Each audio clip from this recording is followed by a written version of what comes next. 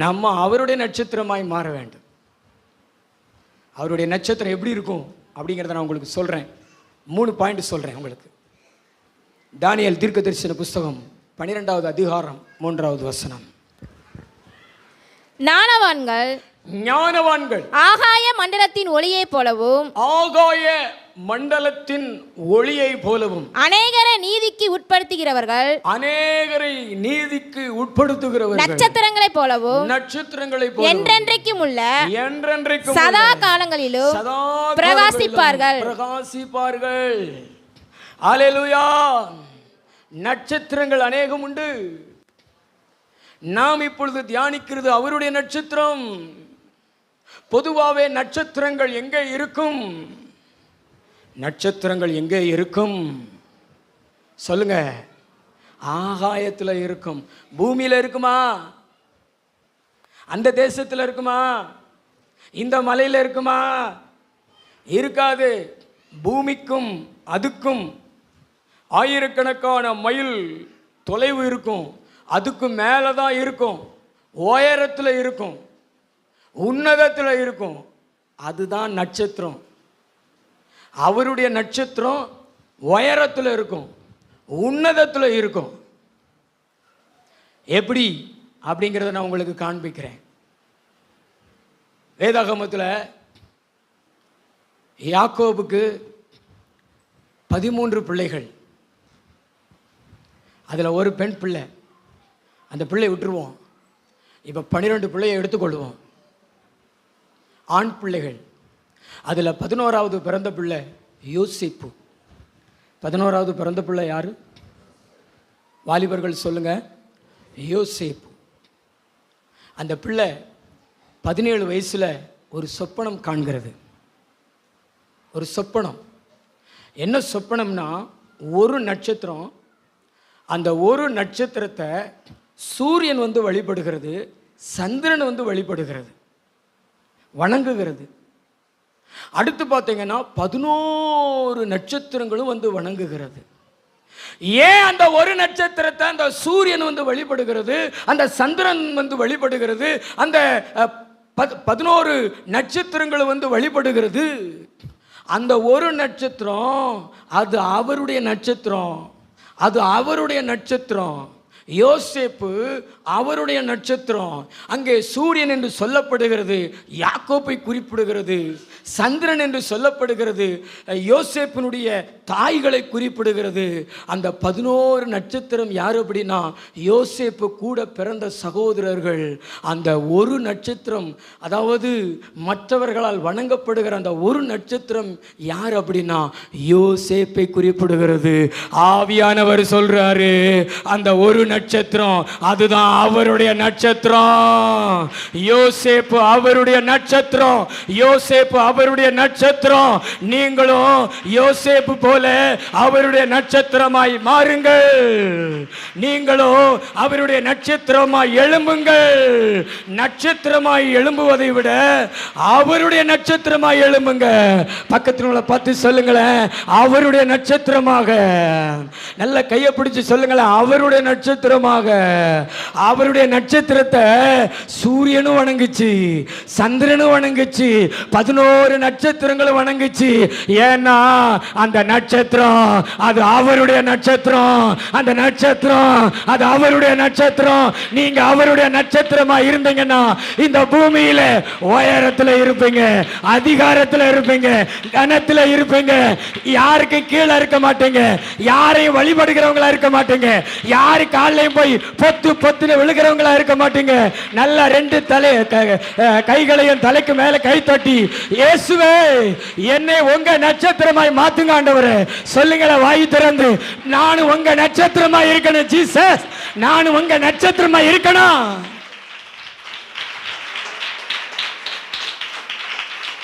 வாலிபர்கள் அவருடைய நட்சத்திரமா எழும்புங்க. எப்படி பாஸ்டர் நீங்க சொல்லுவீங்க அவருடைய நட்சத்திரமா யோசேப்புன்னு? அவர் அவருடைய நட்சத்திரமா எழும்புவதற்கு காரணம் என்ன? அதை சின்ன பிள்ளையில கண்டுபிடிச்சிடலாம். 17 வயசு. எத்தனை வயசு? 17 வயசு. இன்னைக்கு 17 வயசில் டீன் ஏஜில் இல்லாத கள்ளத்தனம் பண்ணுங்க பிள்ளைகள், இல்லாத முரட்டாட்டம் பண்ணுங்க பிள்ளைகள், இல்லாத ரவுடித்தனம் பண்ணுங்க பிள்ளைகள். தன் தகப்பனுடைய ஆடுகளை தன் சகோதரர்களோடு வனாந்தரத்தில் மேய்த்து கொண்டிருப்பார் யோசேப்பு 17 வயசில். அவருடைய தாயின் மறுமனையாட்டிகள், அதாவது அவருடைய தகப்பனுடைய மறுமனையாட்டிகள் யோசேப்பினுடைய தாயினுடைய வேலைக்காரிகள் பில்காள் சில்பாள், இவங்களுக்கு பிறந்த பிள்ளைகள் துன்மார்க்கத்தனம் செய்வார்கள், சண்டை போடுவாங்க, திருடுவாங்க, பொய் பேசுவாங்க, களவு செய்வாங்க. ஆனா இந்த யோசேப்பு ஆடுகளை மேய்ச்சிக்கிட்டு இருப்பாரு, அதான் அவருடைய நட்சத்திரம். ஆடுகளை மேய்ச்சிக்கிட்டு இருந்தாலும் துன்மார்க்கத்தனத்தில் ஈடுபட மாட்டாரு, துன்மார்க்கத்தனத்துக்கு ஒத்து போக மாட்டாரு.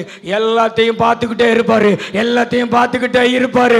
அப்பாவினிடத்துல வந்து ஒப்படைச்சிருவாரு. எப்பா இவன் சண்டை போட்டான், எப்பா இவன் திருடுனா, எப்பா இவன் பொய் பேசினா, எப்பா இவன் களவு செய்தான்னு சொல்லிட்டு அவனுடைய துன்மார்க்கத்தனத்தை சொல்லிவிடுவாரு.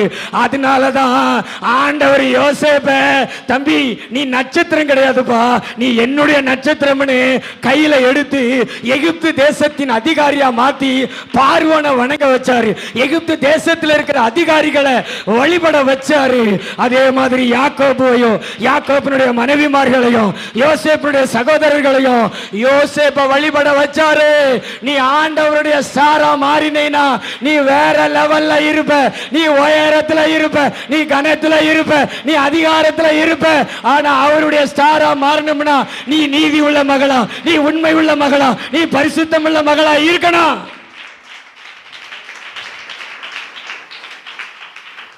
இந்த உலகத்தில் இருக்கிற ஆள் போல நானும் அந்த நடிகருக்கு ரசிகன், அந்த நடிகைக்கு ரசிகன், அந்த நடிகனுக்கு ரசிகை.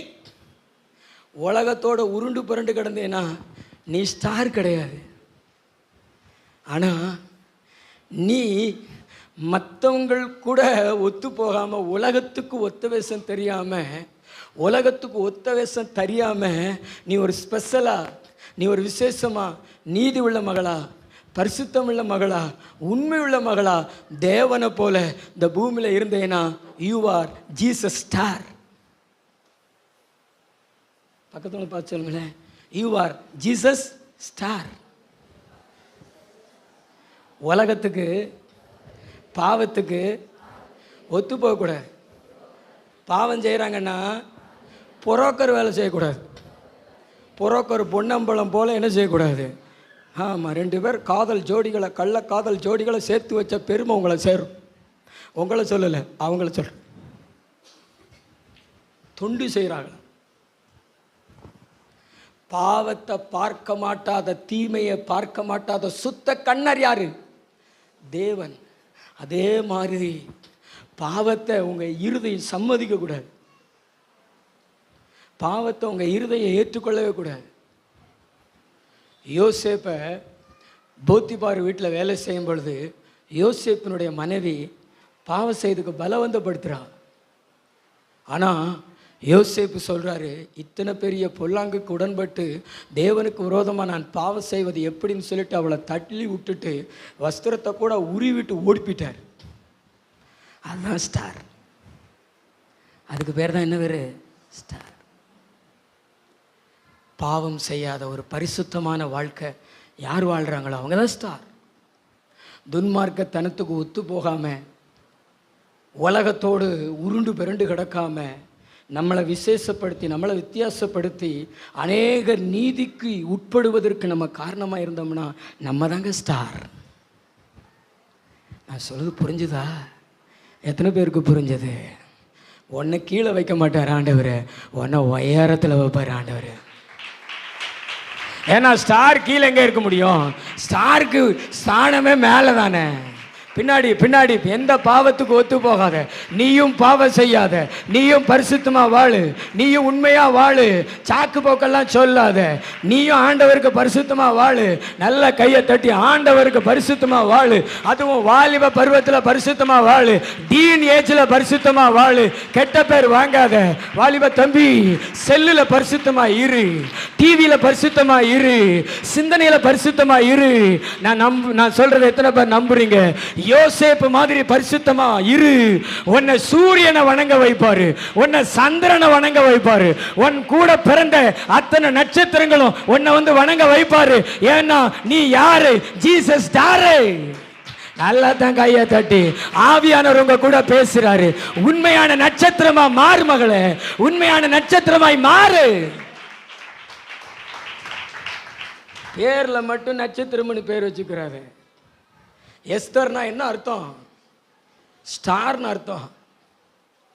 பேர்ல நட்சத்திரம் வேண்டாம், நாமே ஜீசஸ் ஸ்டார். மாறுவீங்களா? வாலிபத்தில் பரிசுத்தமாயிரு. பக்கத்துல பார்த்து சொல்லு, வாலிபத்தில் பரிசுத்தமாயிரு.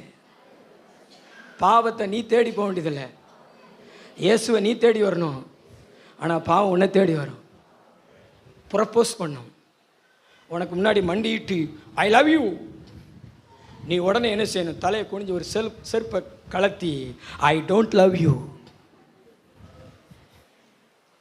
செருப்பிட்டே 2 சாத்தினேன்னா அடுத்த ப்ரப்போஸ் உனக்கு வராது. ஆனால் நான் அவளோடு எதிர்பார்த்துக்கிட்டு இருந்தேனே. ஹல்லேலூயா. வாலிபர்களெல்லாம் அப்படித்தான் கெட்டு போகிறாங்க. பாவம் என்கிற வலையில் சிக்காதீங்க, பரிசுத்தமாக வாழுங்க. வாலிப தம்பிகள் பக்கத்துவங்க பார்த்து அவங்க சரீரத்தை தொட்டு, யோசேப்பு மாதிரி இந்த சரீரத்தை பரிசுத்தமாக காத்துக்கோ. எவ்வளவு தொட்டான்னா செவிட்டில் விட்டுரு, அடுத்து உனக்கு சோதனையே வராது. ஆமா, போத்திபாருடைய மனைவி அவன் அடிக்க முடியல, ஏன்னா அவன் எஜமானுடைய மனைவி. நீ அடிக்க வேண்டாம், ஆனால் சம்மதம் தெரிவிக்காத, விரும்பாத, அதை வெறுத்துரு, அதை விட்டு ஓடு தம்பி. ஆசீர்வாதத்தை உன் வாழ்க்கையில் கொண்டு வர அதை விட்டு என்ன செய்? ஓடு. இயேசுவின் நட்சத்திரமாய் மாறு, பிரகாசி. கர்த்தர் உன்னை உயர்த்துவார். ஆமென்.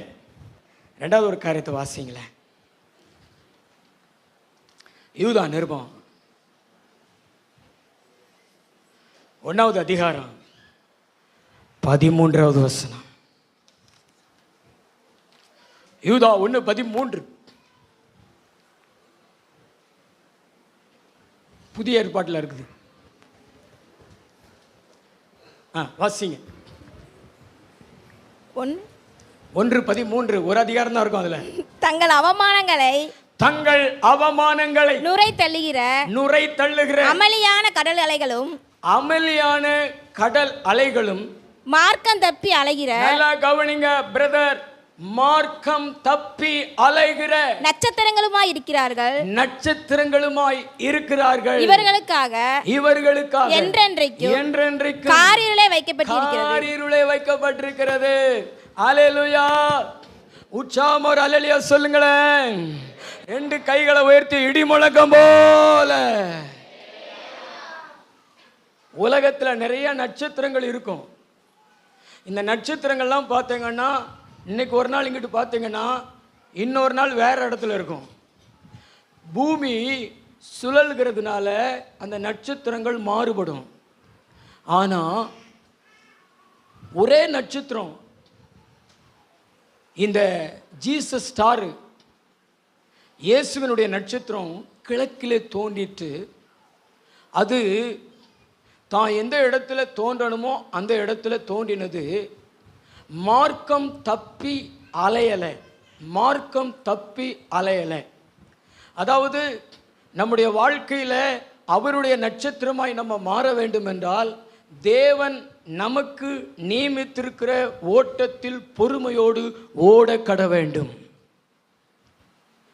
ஒரு பஸ் இருக்குது, சாத்தூர்ல இருந்து சிவகாசிக்கு போகிற ஒரு பஸ்ஸு, தாயல்பட்டி வழி அப்படின்னு போர்டு போட்டிருக்கிறது. இந்த பஸ்ஸு எந்த ரூட்டில் போகும் இதுக்கு நியமிக்கப்பட்டிருக்கிற ரூட் எது? எந்த ரூட் வழி போகும்? எந்த ரூட் வழி போகும் தம்பி? தாயில்பட்டி வந்து சிவகாசிக்கு போகும். ஆனால் இந்த போர்டு போட்டு சாத்தூர் சிவகாசி வழி தாயில்பட்டின்னு போட்டுட்டு அப்படியே மதுரை பக்கமாக போச்சுன்னு வச்சுங்களேன், அந்த பஸ்ஸினுடைய நிலைமை என்னாகும்? யாரும் ஏறவும் மாட்டாங்க, யாரும் இறங்கவும் மாட்டாங்க. அது வாட்டில் போய்கிட்டு இருக்க வேண்டிதான். ஏன்னா அது மார்க்கம் தப்பி அலைகிற பஸ்ஸு. அதே மாதிரி தான் இன்னைக்கு நிறையா மக்கள் தேவன் தங்களுக்கு நியமித்திருக்கிற அந்த ஓட்டத்தில் ஓடாமல் மார்க்கம் தப்பி அலைகிற ஆட்கள். ஞாயிற்றுக்கிழமை ஆண்டவர் அவரை ஆராதிக்கிறதுக்குன்னு நியமிச்சிருக்கிறாரு. நம்மெல்லாம் தேவனுடைய பிள்ளை. ஆனால் இந்த நாளில் பார்த்தீங்கன்னா சர்ச்சுக்கு வர மாட்டாங்க, கர்த்தரை ஆராதிக்க வர மாட்டாங்க, ஃபங்க்ஷனுக்கு போவாங்க, வேலைக்கு போவாங்க, மற்ற காரியங்கள்லாம் செய்வாங்க, ஆனால் சர்ச்சுக்கு வர மாட்டாங்க. ஆனால் பைபிள் சொல்லுகிறது, நீ கர்த்தருடைய நாளில் ஆவிக்குள்ளாக வேண்டும் என்று, கர்த்தருடைய நாளில் அவருடைய பாதத்தில் அமர வேண்டும் என்று. பக்கத்துக்குள்ள பார்த்து சொல்லுங்களேன், மார்க்கம் தப்பி அலைகிற ஆட்கள் ஆண்டவர் நியமித்திருக்கிற கட்டுப்பாடுகளுக்கு உட்படவே மாட்டாங்க. ஆவியானவர் சொல்றாரு, ஆண்டவர் நியமித்திருக்கிற அந்த கோட்டை விட்டு வழி விலகாம இருக்கிறோம் அப்படின்னா, அதுக்குள்ளேயே நம்முடைய வாழ்க்கையை அமைத்து கொள்கிறோம் என்றால், அதுக்குள்ளேயே நம்முடைய ஓட்டத்தை ஓடுகிறோம் என்றால், வேதம் சொல்லுகிறது, நீங்க தாங்க அவருடைய நட்சத்திரம். உங்களுக்கு நியமித்த ஓட்டத்தில் பொறுமையாய் ஓடுகிற நட்சத்திரம், நட்சத்திரம், நட்சத்திரம். நல்லா தான் ரெண்டு கைகளை தட்டி ஆண்டவருக்கு மகிமை செலுத்துங்க. திருமணத்திற்கு கொஞ்சம் தாமதமானால் போதும், உடனே யாருனாலும் மாப்பிள்ளை. அவன் ரட்சிக்கப்பட்டவனா, அவன் ஆண்டவரை அறிஞ்சவனா, அவன் ஒரு விசுவாசியா, அதெல்லாம் பார்க்கறது கிடையாது. திருமணத்தை நடத்து, ஒரு திருமணம் நடந்தால் போதும் அப்படின்னு சொல்லிட்டு பிள்ளைகளை விக்கிரகத்துக்குள்ளே தள்ளுறது, ஒரு சந்ததியை விக்கிரகங்களுக்குள்ளே தள்ளுறது. அவங்களுடைய வாழ்க்கை பார்த்திங்கன்னா கவலையா, கண்ணீரா, வேதனையா மாறிடும். பொறுமையோடு காத்திருக்கணும். எபிரியர் 12:1 அதைத்தான் சொல்கிறார், உங்களுக்கு நியமித்திருக்கிற ஓட்டத்தில் நீங்கள் எப்படி ஓடணும்? பொறுமையோடு ஓடணும். கற்பத்தின் ஆசீர்வாதத்துக்கு தாமதம் ஆயிடுச்சுன்னா போதும், உடனே உலகமும் பதறும், இவங்களும் பதறுவாங்க. பதறலாம் தேவை கிடையாது.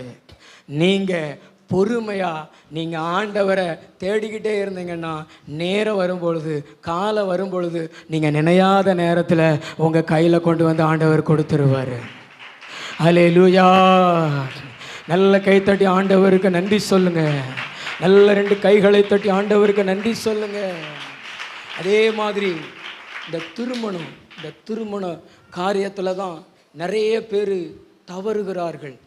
வாலிபர்கள் தவறுகிறார்கள், வாலிப பிள்ளைகள் தவறுகிறார்கள். உங்களுக்குன்னு கர்த்தர் ஒரு மணமகனை நியமித்து வைத்திருப்பார். ஆதாமுக்கென்று ஒரு மணமகளை அவனுடைய விலா எலும்பிலிருந்து ஆண்டவர் படைத்து தந்தார். அது மாதிரி உங்களுக்குன்னு ஒரு எதிர்காலத்தை ஆண்டவர் உண்டாக்கி வச்சுட்டார். உங்கள் கண்களுக்கு தெரில, ஆனால் நேரம் வரும் பொழுது அதை உங்களுக்கு காண்பித்து கொடுப்பார். ஆனால் அதை பெற்றுக்கொள்கிற வரைக்கும் அவசரம், அதை பெற்றுக்கொள்கிற வரைக்கும் காத்திருக்கிறது கிடையாது, அவசரம். இந்த லவ் அப்படின்னு ஒன்று உலகத்து மனுஷனால் ஏற்படுத்தப்பட்டது, பிசாசினால் ஏற்படுத்தப்பட்டது. அதில் போய் விழுந்து வாழ்க்கையை சீரழிச்சுக்கிறாங்க. தேவனுடைய திட்டம் உங்கள் வாழ்க்கையில் நிறைவேறணும். ரெண்டாவது, ஒரு பரிசுத்தமுள்ள ஒரு சந்ததி உங்களுக்குள்ளே இருந்து வரணும். வாழ்நாளெல்லாம் உங்களை தேவன் வாழ வைக்கணும். நீங்கள் ஆசீர்வாதமாக வாழணும். ஈசாக்கு ரெபெக்காள் போல ஒரு மகிழ்ச்சியாக வாழணும் அப்படி சொல்லி தேவன் உங்களுக்குன்னு ஒன்று நியமித்து வைத்திருப்பார்.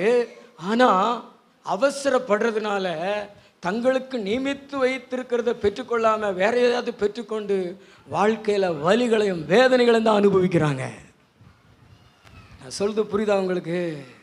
பக்கத்துங்களை பார்த்து சொல்லுங்களேன், நமக்கு நியமித்திருக்கிற ஓட்டத்தில் நாம் பொறுமையா ஓடணும், பொறுமையா ஓடணும், பொறுமையா ஓடணும். அடுத்தவங்களை பார்த்து நம்ம வாழ்க்கையை நடத்தக்கூடாது. நமக்குன்னு தேவன் நியமித்து வைத்திருக்கிறது என்ன, நம்மளை தேவன் எப்படி நடத்துறாரு அதை பார்த்து தான் அதில் தான் நம்ம ஓடணும்.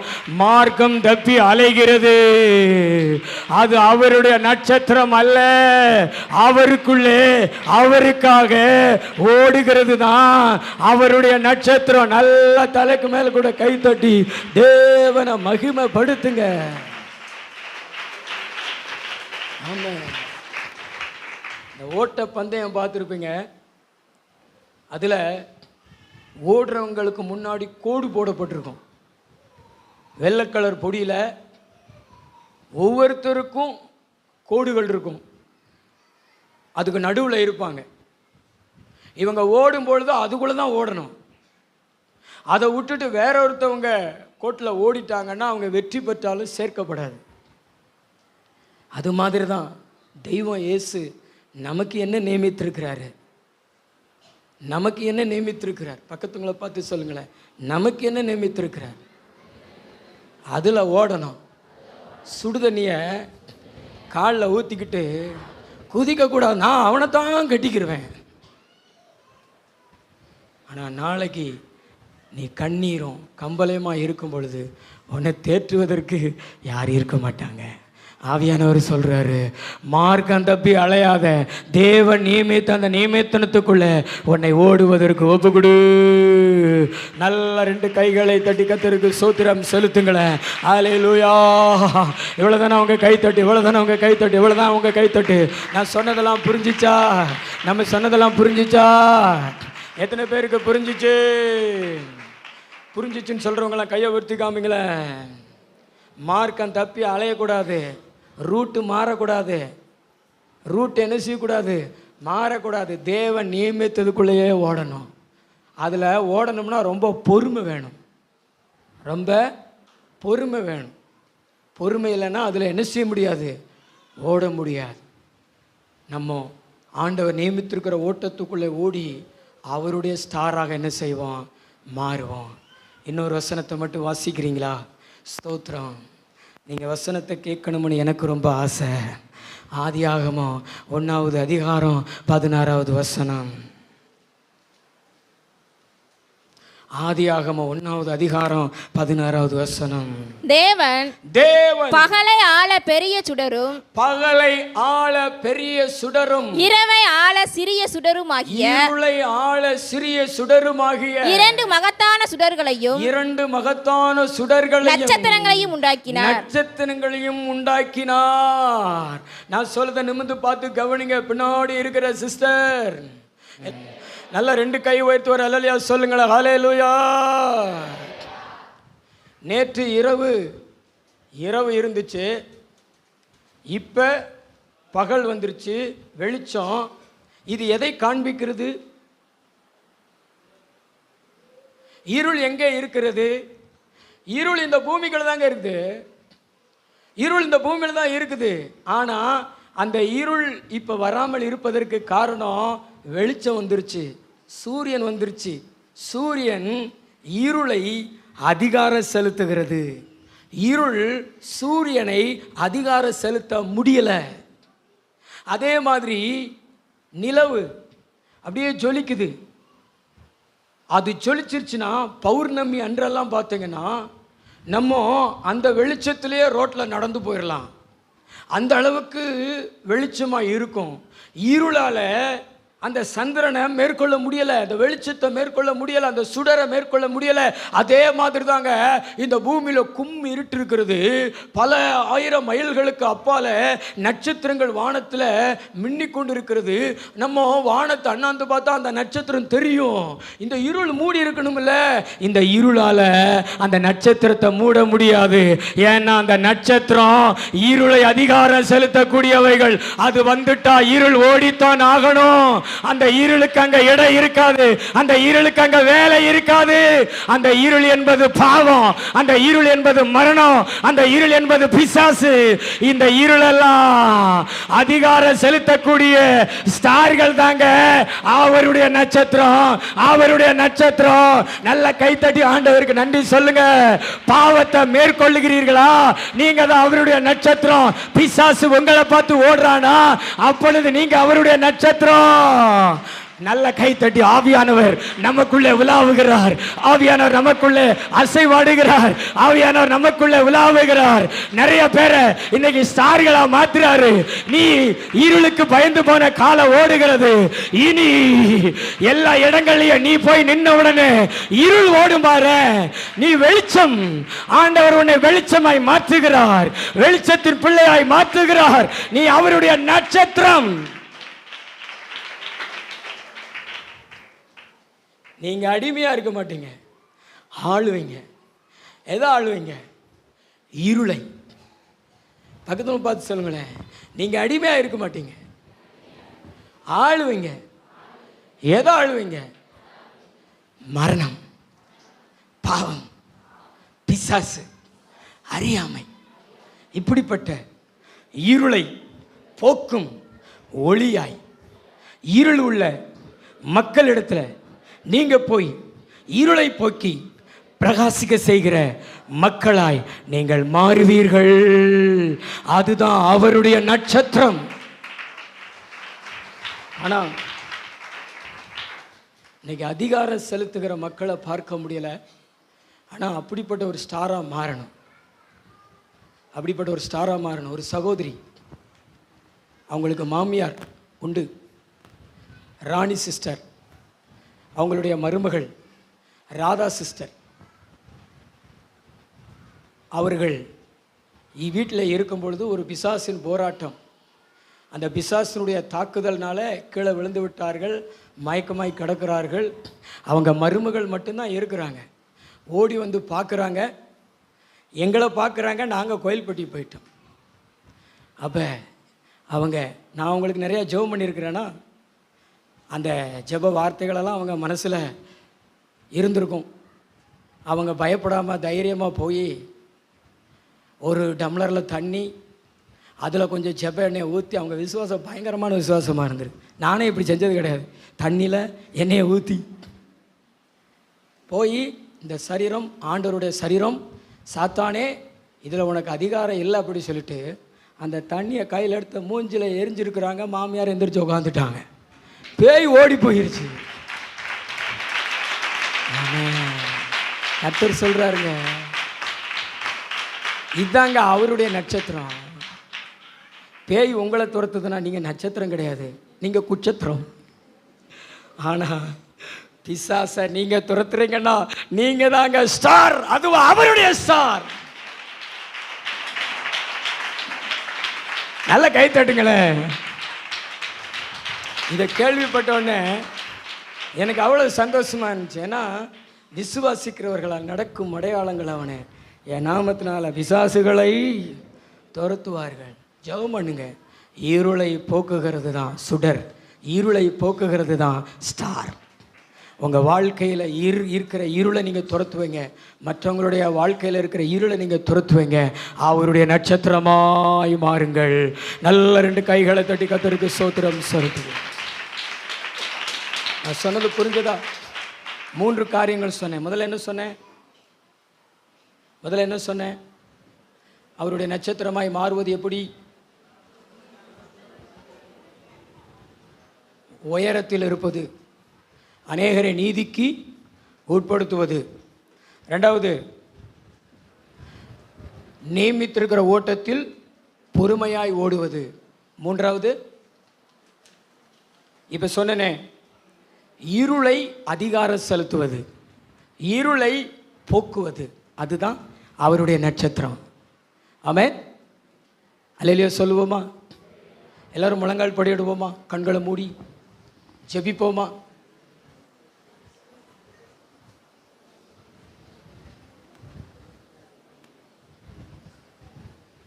எத்தனை பேர் இன்னைக்கு அவருடைய ஸ்டாராக மாற போறீங்க? உங்கள் 2 கைகளை உயர்த்தி காமிங்க. அவருடைய வல்லமை, அவருடைய அபிஷேகம் உங்கள் மேலே வரும் பாருங்க. இன்னைக்கு நீங்கள் அவருடைய ஸ்டார். இந்த கிறிஸ்மஸில் அவருடைய ஸ்டார். மகளே, நீ பயந்த காலம் போகிறது, உன்னை பார்த்து பயப்படுகிற காலம் வந்துருச்சு. நீ கிதியோ பராக்கிரமசாலியே, கர்த்தர் உன்னோடு கூட இருக்கிறாரு. நீ ஒரு மனுஷனை துரத்துக்கிறது போல மீதியானியர ஓட ஓட ஓட ஓட ஓட ஓட ஓட ஓட துரத்துவ. உனக்குள்ளே அவரு, அவருக்குள்ளே நீ. ஆவில நிறைஞ்சு அந்நிய பாஷைகள் பேசுங்க. நல்லா பேசுங்க, நல்லா பேசுங்க, நல்லா பேசுங்க. அப்பா வந்துட்டார், நல்லா பேசுங்க.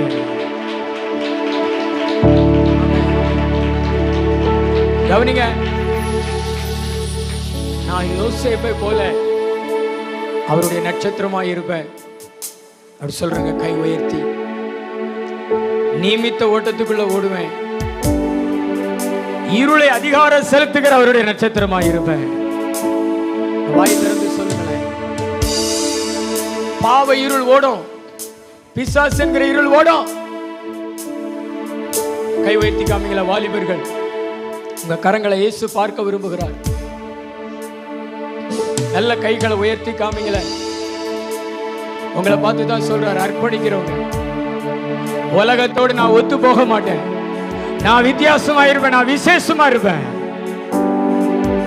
எத்தனை வாலிப பிள்ளைகள் முன்னாடி இருக்கிறவங்க, உங்க கையை உயர்த்தி காமிய. உங்க கரங்களை தேவன் பார்க்கிறாரு, உங்க கரங்களை தேவன் பார்க்கிறாரு. நன்றியை சொல்வா. நீர் கொடுத்த வார்த்தைக்காய் நன்றி. நீர் அழைத்து கொண்டு இந்த அத்தனை ஆத்துமாக்களுக்காக ஸ்தோத்திரம். இந்த வாரம் முழுது கூட இருக்கப்பா. இரத்த கோட்டைக்குள்ள மறைங்க. கிறிஸ்துமஸ் ஆராதனைய நாங்க மகிமையா கொண்டாட தேவன் உதவி செய்யுங்க. கிருபை தாங்கட்டும். உங்களுடைய பிள்ளைகள் உங்க நட்சத்திரமா எழும்பட்டு இயேசுவே. இயேசு கிறிஸ்துவின் மூலம் ஜெபங்கள் நல்ல பிதாவே.